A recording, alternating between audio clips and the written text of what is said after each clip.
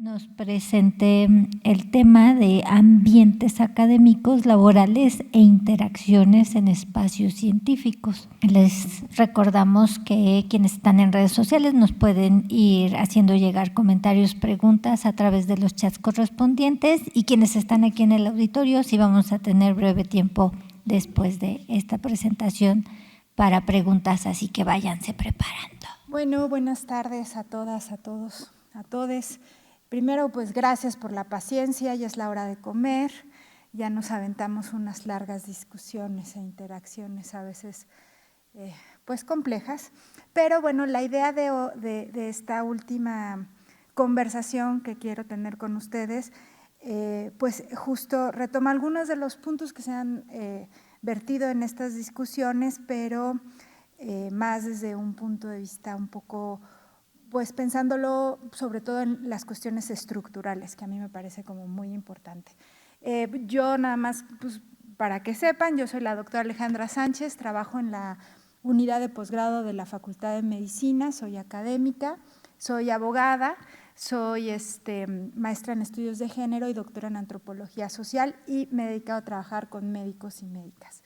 Entonces, bueno, pues eso es un poco lo que voy a hacer. Entonces, cuando me invitaron a dar esta ponencia, pues si ustedes se ponen a leer este título, es un título complejo porque puede hablarse de 1000 cosas con este título, ¿no? Ambientes académicos laborales e interacciones en los espacios científicos. Entonces, bueno, pues yo me tomé algunas atribuciones y voy a empezar hablándoles qué voy a considerar como estos ambientes. Retomo este concepto un poco más bien de ambientes de aprendizaje que se han utilizado, sobre todo para hablar de las relaciones que se entablan en los espacios de docencia, sobre todo con los alumnos y los docentes, pero me parece que puede ayudarnos a entender estos ambientes de aprendizaje, pero más ubicados en las relaciones o interacciones que se dan con los docentes y con los científicos. Entonces, este concepto lo tomaremos como este lugar o este espacio donde confluye un orden académico, científico, en tanto un escenario pedagógico como un reflejo de las condiciones del trabajo docente, donde las relaciones, los recursos, los contextos institucionales determinan las posibilidades reales de enseñar y aprender, y no solamente de aprender y enseñar, sino también de crear conocimiento, en este caso el trabajo, el quehacer científico y docente. Entonces, digamos como una primer concepto que nos va a ayudar a entender de lo que quiero hablar. Y cuando hablamos entonces de un ambiente académico o de un ambiente de aprendizaje, no solamente nos referimos a un espacio de interacción, un espacio, digamos, un espacio físico, sino también a una serie de condiciones sociales, una serie de condiciones afectivas, pedagógicas, en donde hay, digamos, debe de haber un piso para que pueda haber una interacción que pueda ser, digamos, fluida, cordial, pero que también está mediada por otra serie de condiciones de las que yo les voy a hablar, que tienen que ver con una serie de desigualdades en los espacios de docencia y de quehacer científico, que también, por supuesto, intervienen en el tipo de interacciones que van a tener las docentes, los científicos, etcétera. Entonces, cuando hablamos del desarrollo docente, y lo hablo desde la docencia, aunque la investigación se puede hacer no solamente desde universidades, sino también de centros de investigación donde no necesariamente hay docencia, yo me voy a ubicar en este espacio de la docencia. Y quiero empezar diciendo que los docentes y las docentes están en una red de múltiples relaciones, y las investigadores también, ¿no? Por un lado, están en relación con una organización que los contrata para el ejercicio de una profesión, ¿no? Y con esta organización va a entablar una serie de relaciones que van desde lo laboral, lo institucional, que vamos a ver ahorita.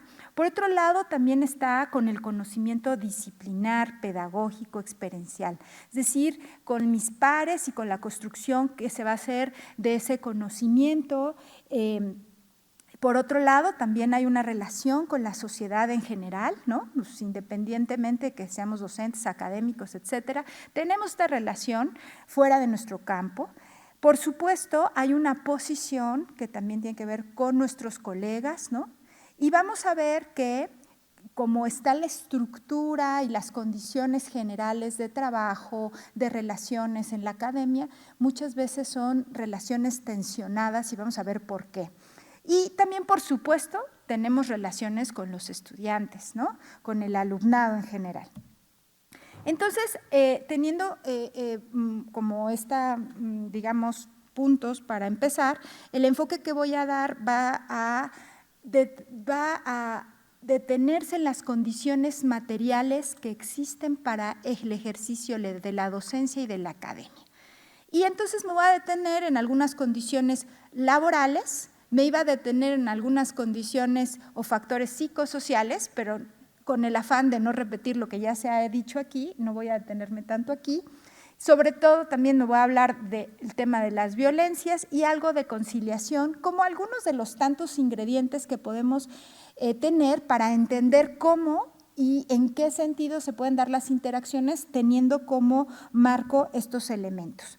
Entonces, primero hay que entender que las condiciones de trabajo en el ámbito universitario abarcan múltiples factores que van desde el orden político, institucionales, como les decía, personales y materiales, y que afectan pero totalmente el desempeño de las investigaciones y, por supuesto, de la docencia.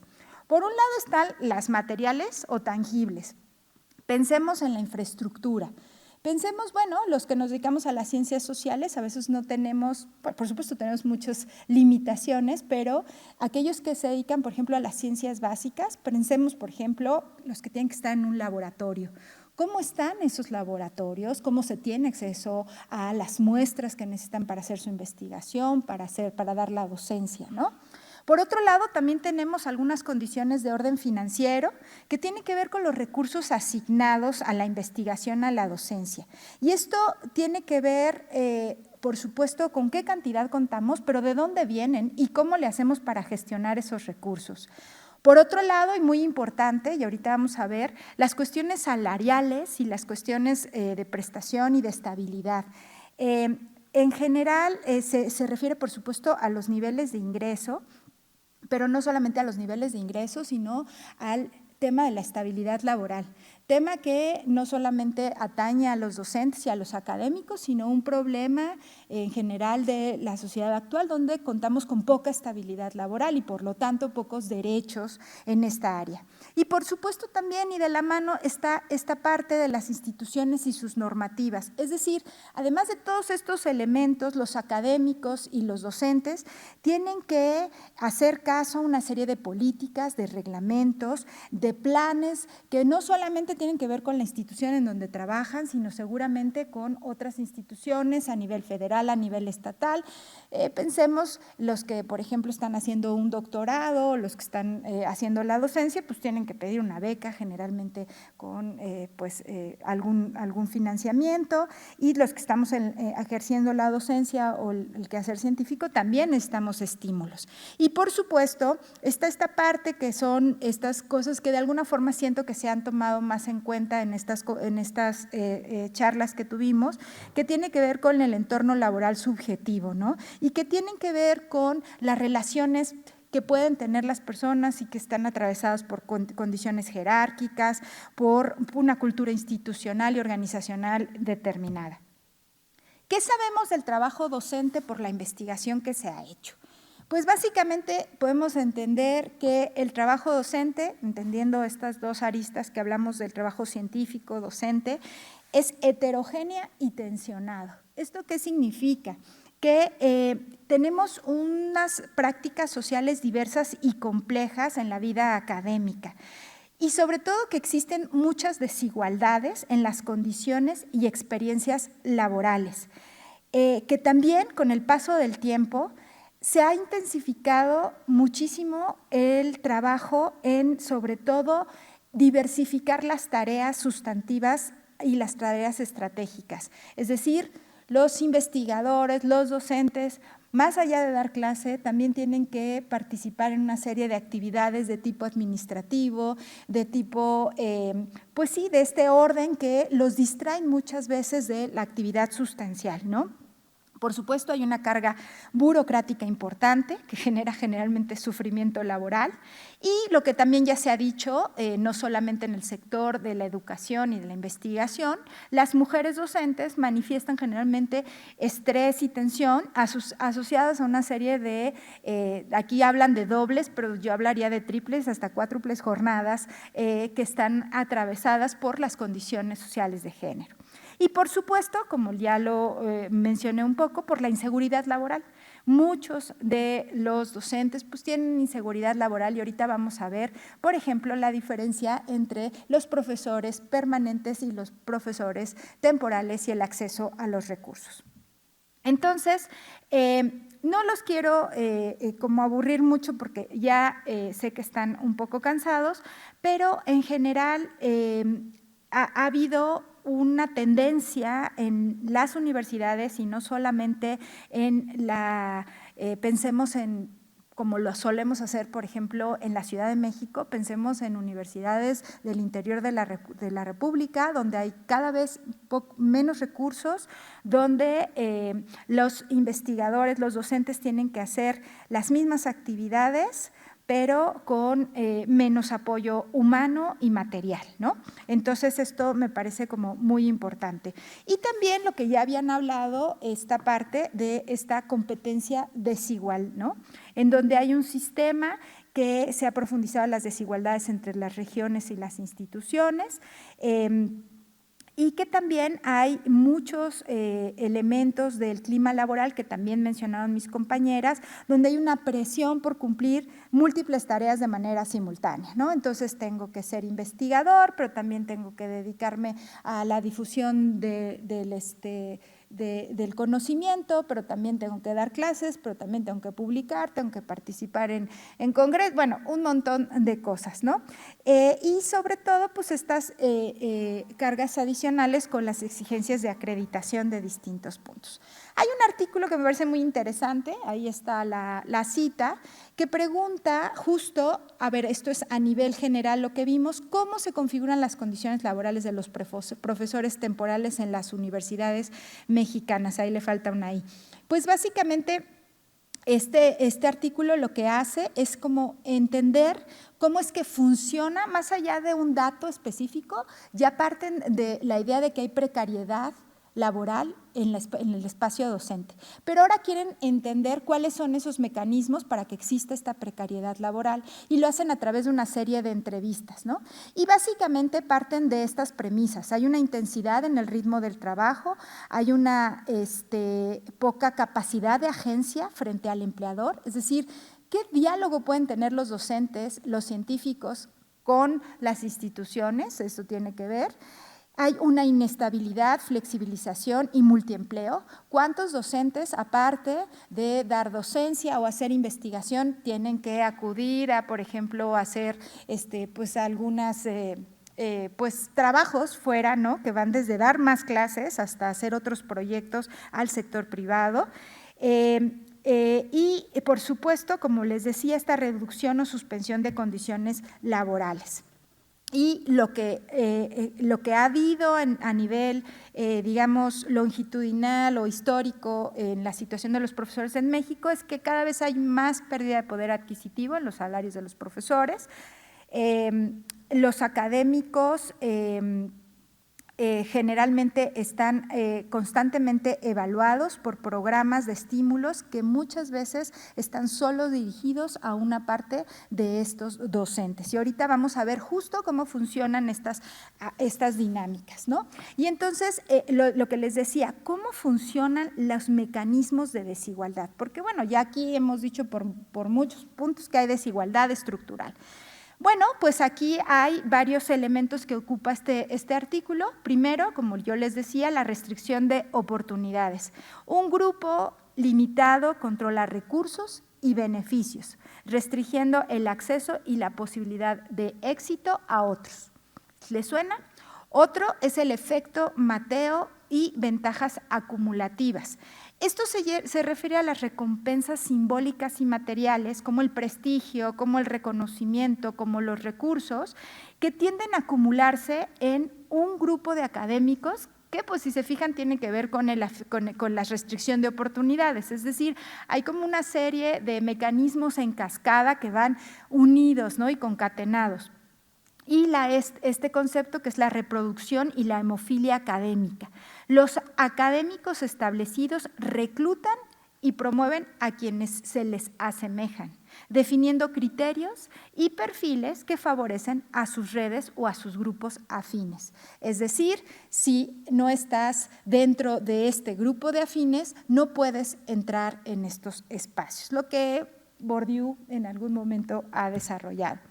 Un ejemplo muy concreto, la reglamentación que determina los estímulos, por ejemplo, en la UNAM, hay un mecanismo donde se da una distinción universitaria nacional para jóvenes académicos, lo pueden ver en el EPA, que es una normativa de la UNAM. Dice que se le puede dar específicamente a alguien un reconocimiento por el ejercicio de la docencia, que son un diploma y 265,000 pesos, que bueno, es bastante dinero. Bueno, ¿cuál es la limitación a propósito de estos mecanismos de los que hablábamos? La convocatoria está limitada a miembros del personal académico de carrera de tiempo completo, menores de 40 años, en caso de los hombres, y 43 a las mujeres, y contar con 3 años o más de antigüedad. ¿Por qué resulta esto tan excluyente? Fíjense, y esto es para que practiquen, para que vean cómo está su vista, pero nada más vean cómo está este color mostaza, ¿no? De esta gráfica, el color mostaza representa al grueso de los profesores que dan clases en la UNAM. Y estos son profesores que no son profesores de tiempo completo, ni son profesores de carrera. De tal suerte que si hiciéramos caso al reconocimiento anterior, pues nos daríamos cuenta que la gran proporción de profesores que dan clases no tienen acceso a estos recursos. Estamos hablando de que hay una institucionalización de la desigualdad, ¿no?, a través de las normativas. Y bueno, aquí nada más también para que vean cómo está esta parte de su vista, vean, fíjense en cuántos profesores, en 10 profesores de la universidad está el rango más alto de ingresos. Es decir, solo 10 profesores ganan más de 200,000 pesos. Pero el resto de los profesores, ¿no? O sea, por ejemplo, en donde hay más profesores, que podría ser en el penúltimo o en el último, ganan menos de 10,000 pesos. Estamos hablando de una diferencia abismal. Hay una acumulación de recursos en muy pocas personas. Esto, independientemente que yo me sienta bien o mal individualmente, hay una discriminación estructural que está dando cuenta de las posibles interacciones que pueden suceder en estos espacios. Como decía, no me voy a detener en los factores psicosociales porque tuvo a bien mi compañera hablar de ellos, solo les voy a decir que existe esta norma 035 que se supone que regula estos, toma una serie de medidas para cómo generar espacios donde no hay estos factores de riesgo psicosociales, ¿no? Y entre ellos, por supuesto, retoma el tema de las violencias, por supuesto, las cuestiones de equilibrar. Y me voy a dedicar más, por el tiempo también, a esta parte de, bueno, ya vimos en general que pues, ser docente, científico, académico, pues tiene ciertas condiciones un poco adversas estructurales. Y si hablamos de las mujeres, ¿cómo estamos? Porque hablando del tema de la interseccionalidad y hablando de cuál ha sido la posición de las mujeres en general en los centros universitarios, pues les recomiendo este libro que, aunque ya tiene bastantes años, es muy ilustrativo de cómo se ha configurado la presencia de las mujeres en los espacios académicos. Y me gusta porque su nombre lo dice todo, intrusas en la universidad. ¿Y por qué nos llaman intrusas en la universidad? Porque de igual manera que vimos que hay una, digamos, desigualdad social que aplica a hombres y mujeres estructurada en la organización y en la institución, igualmente funciona para la discriminación contra las mujeres. Me gusta esta frase, dice, pocas instituciones son tan conservadoras como las universidades a propósito de sus propios asuntos, mientras que sus integrantes son tan liberales a propósito de los asuntos de otros. Puerta del club de académicos conduce tanto hacia adentro como hacia afuera. Es decir, la universidad es un espacio que, si bien, bueno, hablamos de la feminización de las matrículas, ¿no? Por ejemplo, medicina, ya estamos superados por mucho tiempo. Hablamos de que hay una primera mujer que dirige la Facultad de Medicina. Hablamos de que hay una presidenta que dirige el país. Pero ¿qué mecanismos continúan para que pueda seguir una serie de discriminaciones contra la mujer que se suman a estas desigualdades de las que yo les hablaba? Y bueno, esto requiere entonces ir a los detalles de las cifras más que a, digamos, los grandes contextos. Por ejemplo, y esto también se ha visto mucho, cómo hay una diferencia importante sobre todo cuando se habla de como estos estímulos, como el Sistema Nacional de Investigadores. Se ve la diferencia entre hombres y mujeres, sobre todo cuando los estímulos son de mayor grado, ¿no? Es decir, las mujeres están menos representadas cuando estamos hablando de SNI 3 o de SNI o los eméritos, ¿no? Es decir, no quiere decir que las mujeres no estén presentes, pero sí hay que ver que para poder ingresar a estos estímulos, y ahorita vamos a ver cómo se espera que haya una trayectoria ininterrumpida de las mujeres, por ejemplo, y de los varones. Y esto no coincide con la carga de cuidados que sigue siendo principalmente llevada por las mujeres. Y cuando hablamos de cuidados, nos hablamos no solamente a crianza de personas, sino en general al cuidado que se tiene que dar pues, a toda la comunidad que integran los espacios domésticos. En la UNAM entonces diríamos, bueno, pues mira, ya estamos muy cerca, 45.98% de los nombramientos académicos son de mujeres y 54 hombres, pues dirías no está tan lejos, ¿no? Y ahora vamos a los detalles. Generalmente, como les decía, por ejemplo, las mujeres están ubicadas en el 51.03 de los técnicos académicos, mientras que los hombres están principalmente ubicados en los profesores de carrera. Para las personas que no sean de la UNAM, sí hay una diferencia muy significativa en ser técnico académico a ser un profesor de carrera en tus posibilidades de crecimiento a largo plazo, ¿no? Pero y aquí volvemos a dar cuenta en los investigadores que requieren y reciben estímulos diferenciados.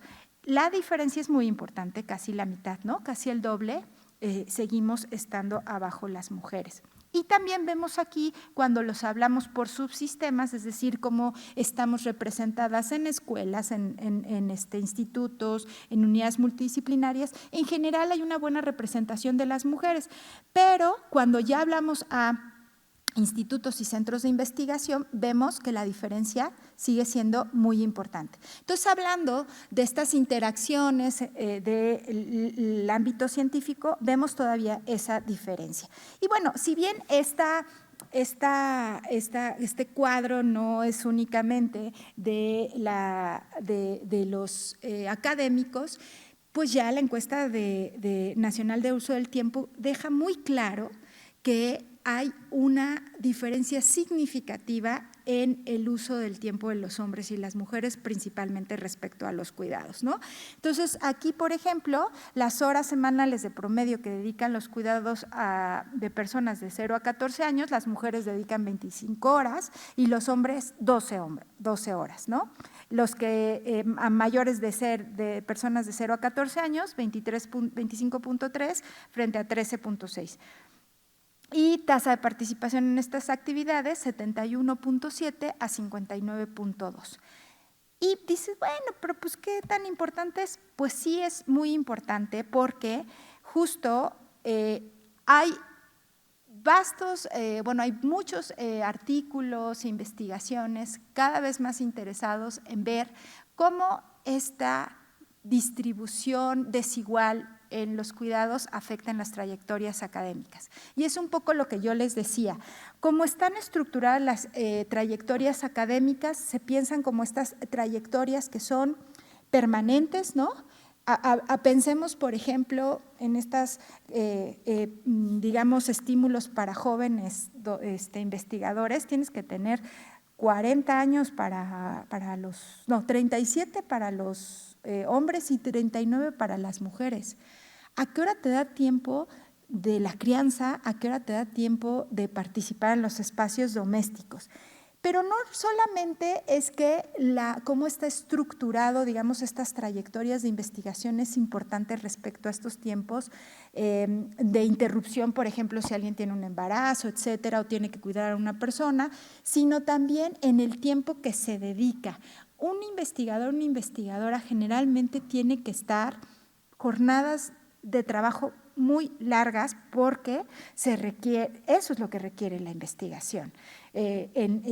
Por ejemplo, a quien hace investigación básica tiene que estar haciendo a veces experimentos en las noches, etcétera. Y esto, por supuesto, está atravesado por el tema de los cuidados, que no es solamente el brindar los cuidados, sino también las cargas mentales que generan estos cuidados a las personas que ejercen el cuidado, ¿no? Entonces, esto es como muy importante. Y bueno, ya casi para terminar, también uno de los elementos que a mí me parecen estructurales y que por supuesto están interfiriendo en las interacciones que se dan en esta población es el tema de la violencia y de las violencias en las universidades. Y me gusta traer a cuenta este artículo de Hortensia Moreno y Araceli Mingo, que a mí me parecen unas autoras muy interesantes y que han hablado y han intentado comprender cómo es que funciona el sexismo en los espacios universitarios, ¿no? El sexismo entendido como esta violencia, pues basado en estos estereotipos de lo que tiene que ser un hombre y una mujer.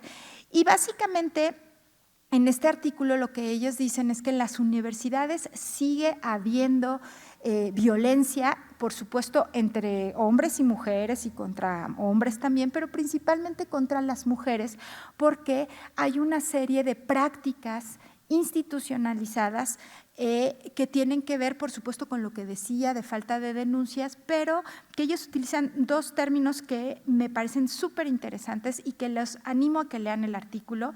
Se llama el derecho a no saber y la ignorancia cultivada.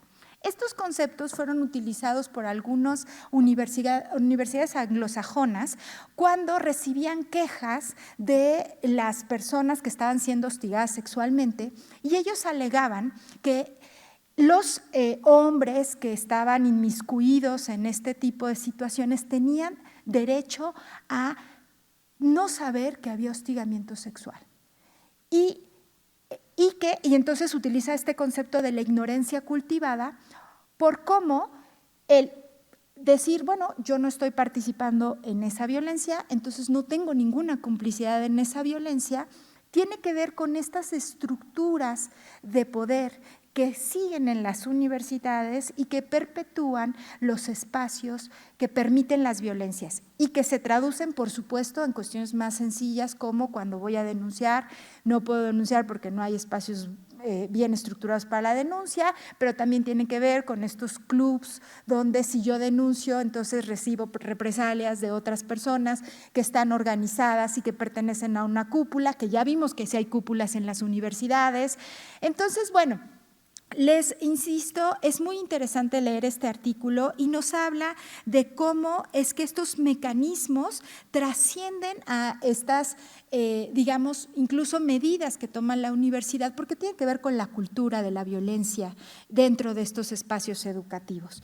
Y bueno, pues nada más para concluir, yo quería dejar, porque no da tiempo para profundizar en todos estos temas, pero sí reflexionar desde mi punto de vista que sí tenemos que entender que las interacciones que suceden en lo micro están atravesadas por estas condiciones macro, ¿no?, estructurales, que nos van a, de alguna forma, ir pues sí, de alguna forma moldeando algunas de las maneras en que nos interrelacionamos, que por supuesto hay ciertas medidas individuales que pueden tomarse en cuenta, pero que si no cambiamos estas estructuras no va a haber forma de que haya algo sostenido y permanente en los cambios que necesitamos para tener espacios más saludables en general. Muchas gracias.